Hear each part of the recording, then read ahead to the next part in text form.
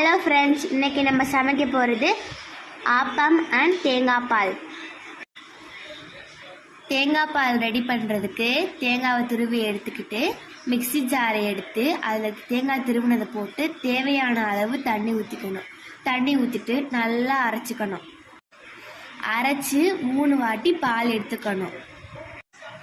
அரைச்ச பாலை தனியாக ஒரு கிண்ணத்தில் மாற்றிக்கிட்டு தேவையான அளவு சர்க்கரையை போட்டுக்கணும். போட்டதுக்கப்புறம் ஏலக்காய் போடணும். உங்களுக்கு தேவைன்னா போட்டுக்கலாம், இல்லைன்னா வேணாம். இப்போது தேங்காய் பால் ரெடி ஆயிடுச்சு. ஆப்பம் சுடலாம்.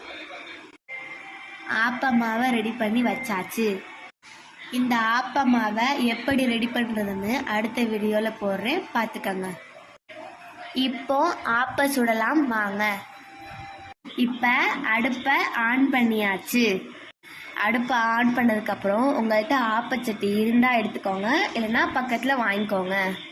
இப்போது ஆப்பம் ரெடி ஆயிடுச்சு, வாங்க சாப்பிடலாம். பிடிச்சிருந்தா லைக் பண்ணுங்கள் அண்ட் சப்ஸ்கிரைப் பண்ணுங்கள்.